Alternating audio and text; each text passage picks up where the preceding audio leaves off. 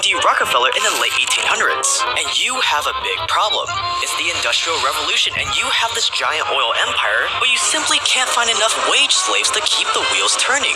Unlike today where you can just make a job post online and a bunch of educated laborers will come flocking your way, back then most of America was rural. Most of America lived simple lives on farms. They were homeschooled, they went to schools ran by churches. They didn't know how to work a factory job or at an oil refinery. They weren't conditioned to clock in and out. So you needed a way to educate the population on a massive scale so they could come work for you. However, we don't want to educate them too much now, do we? Remember, knowledge is dangerous. There's a reason why slaves weren't allowed to learn how to read or write. So if you're gonna educate the masses, you have to tread very carefully. Teach them too much and they'll become too ambitious, too independent. They'll think for themselves. They'll become your competitors.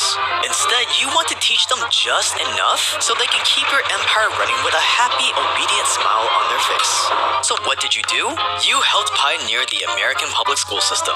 All of a sudden, every parent could just send their kids off to a free public school funded by good old Rockefeller. To the rest of the world, you looked like a saint. You were giving free education to all those uncivilized, ignorant Americans. But you and I know the truth. By dangling the prospect of free education in front of millions of American parents, you were able to trick them into relinquishing their children to the state. That way, for 8 to 12 years of a child's most formative years, you get to condition them to be exactly who you want them to be. You get to decide what they learn and don't learn.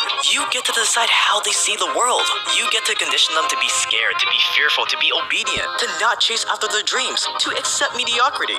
You get to teach them that if they don't follow orders exactly to the T, they are a failure. I can't believe it. B is for bitch! Because these are the traits that make for a good laborer. And it worked. By giving every American access to free, standardized public education, you were able to solve the labor problem in America. Now, every generation that came after it would go into school filled with innocence, creativity, and joy, and they would come out of school as an obedient worker that doesn't want to rock the boat. Workers who are perfectly happy making their employers rich. Education system is predicated on the idea of academic ability, and there's a reason. The whole system was invented around the world. There were no public systems of education really before the 19th century. They all came into being to meet the needs of industrialism. Ah yes, our entire education system today was created because John D. Rockefeller needed more workers. But it wasn't just Rockefeller. No, loads of other rich American tycoons poured billions of dollars into creating the modern day education system we have today. These are the same wealthy dynasties behind big oil, big food, big pharma, and they all wanted to provide you with free conditioning, education, while they send their kids to private schools. As Rockefeller once said, I don't want a nation of thinkers, I want a nation of workers. These are the dark origins of our education system and why you want to stay dangerous. For generations, experts tended to blame failing schools on failing neighborhoods, but reformers have begun to believe the opposite, that the problems of failing neighborhoods might be blamed on failing schools. I'd like for this country to have a real education president for a change. I'd like to be the education president. I don't ever expect to sign my name to any law that is more important than the Education Act of 1965. The day of reckoning is here.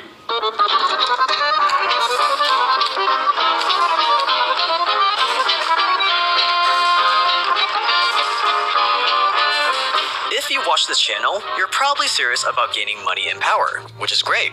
But if you're gonna do that, you're gonna need a great wallet that can keep up with your ambitions. And the wallet I've been using every single day for the past 3 years is my Exter wallet. Exter is the smartest wallet out there that has been seen on Forbes, Hypebeast, BuzzFeed, and I absolutely love mine.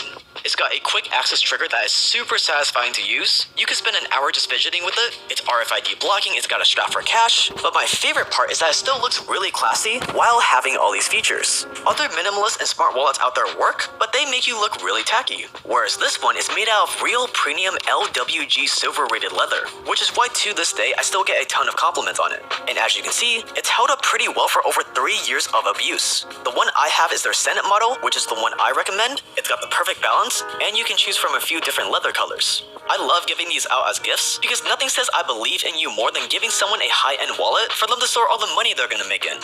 And for a limited time, get up to 25% off site-wide when you shop using the link shop.exter.com/JakeTran or use my code JakeTran at checkout. So pause the video and get 25% off with the link below. Thanks to Exter for sponsoring this video. The origins of the American education system can be traced back to something called the Prussian Empire.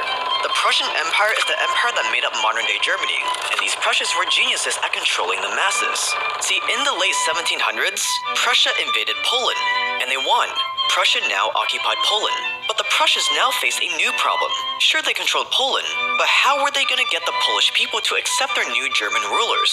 They were the colonizers, the enemy, and yet somehow they needed to get the entire population to throw away their Polish identity and to accept imperial German nationalism. But the Prussians weren't stupid. They knew they had no chance in changing the minds of the adults. The adults were proud Polish people. They were set in their ways. There's no hope in converting them. But the children? The Polish children were much more moldable. And if they could attack the children, they could decimate Polish culture in just one generation.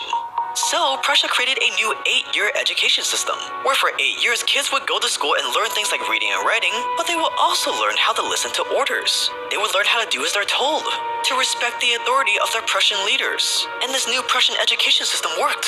One Prussian philosopher brilliantly described their education model by writing, "Education should be aimed at destroying free will, so that after pupils are thus schooled, they will be incapable throughout the rest of their lives of thinking or acting otherwise than as their schoolmasters would have wished. When the technique has been perfected, every government that has been in charge of education for more than one generation will be able to control its subjects securely, without the need of armies or policemen."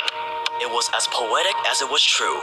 Basically, if you want a submissive population that you can rule over, you have to destroy their free will. You have to condition them not to think. Thinking is the enemy, and you have to start this conditioning when they're as young as possible. So, every Polish and Prussian child was required to attend school for 8 years. 8 years where day in and day out, these kids were force-fed so much Prussian patriotism that by the time they left school, obedience to the Prussian monarchy was the only reality they knew.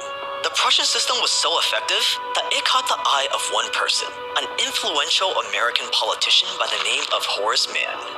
And Horace Mann planned on exporting this Prussian model to the good old US of A.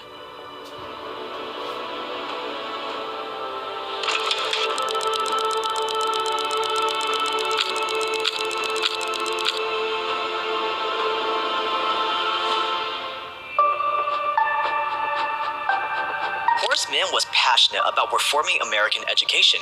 It was his life's duty. So in 1843, he traveled across Europe visiting schools to get ideas. But no education system impressed him more than the Prussian model. To him, the Prussian model was a work of art. Here was the roadmap to molding children into anything the elite wanted. If the Prussian model could remove every single trace of Polish culture, what could it do for America? With the Prussian model, it wouldn't matter if kids were Protestant, Catholic, Black, an immigrant, Native American, or even atheists, because we would be able to permanently instill patriotism, duty, and hard work into all of them. And with Horace Mann's political influence, tax-funded public schools following the Prussian model slowly started popping up all over America. And slowly but surely, parents, teachers, those in charge, and society as a whole started to accept the Prussian model as the only sensible way to educate the youth. Instead of one big class, schools were divided into separate classes for kids of different ages. Horace also wanted mainly women to be the teachers, which is why women dominate the teaching field today. Teachers were even sent to Prussia to learn firsthand how their system worked. Authorities bought into the Prussian model so much that by 1864, Congress made it illegal for Native American kids to be taught in their native languages. Instead, they were sent to faraway boarding schools so teachers could kill the Indian to save the man. By the end of the 1800s, the Prussian model had taken over America. And by 1900, almost every American state made public school mandatory, meaning that you had to give up your kid to the states or get the kid taken away from you and thrown in prison. Horace Mann changed the face of American public education forever, but the public school system wasn't in its final form yet, because as much as the Prussian model did wonders for the government, it still didn't do much for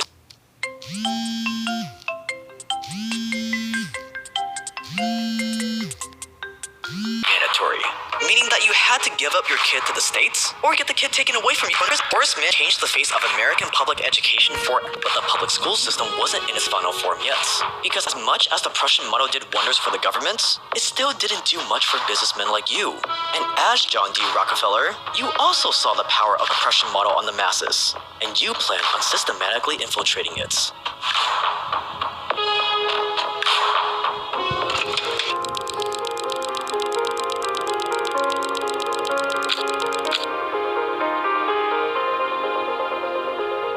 By the late 1800s, school was mandatory. They were using the Prussian model, but there was still a giant problem. There wasn't any standard curriculum to follow.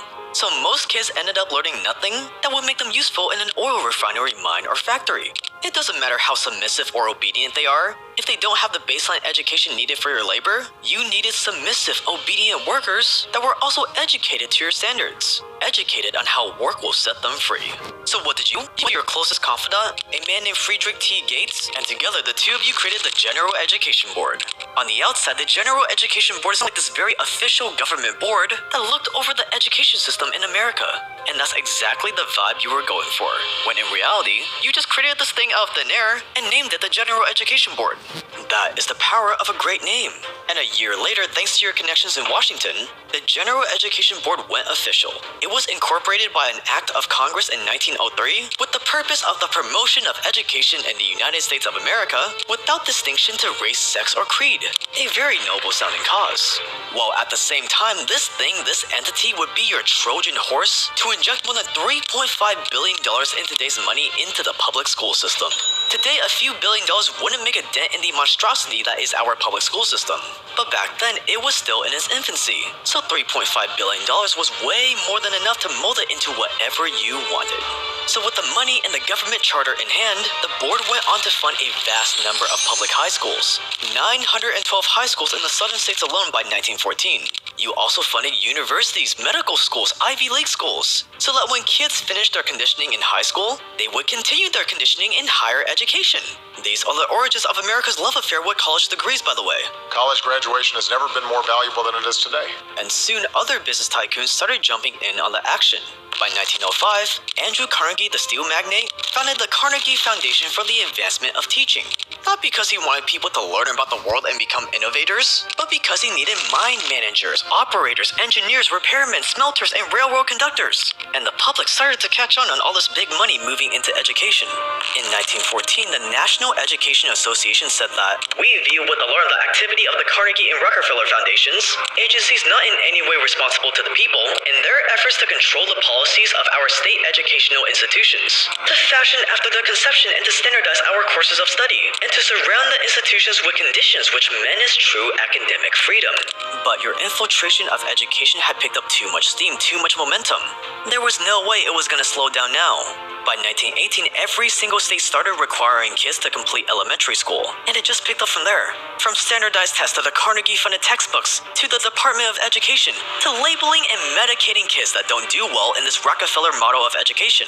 And your boy Friedrich T. Gates, who you created the General Education Board with, put it perfectly when he explained what he envisioned for America's education system. "In our dream, we have limitless resources, and the people yield themselves with perfect docility to our molding hand. The present educational conventions fade from our minds, and unhampered by tradition, we work our own goodwill onto a grateful and responsive rural folk. We shall not try to make these people or any of their children into philosophers or men of learning or of science. We are not to raise up among them authors, orators, poets, or men of letters. We shall not search for embryo great artists, painters, musicians, nor will we cherish even the humbler ambition to raise up among them lawyers, doctors, preachers, statesmen, of whom we now have ample supply."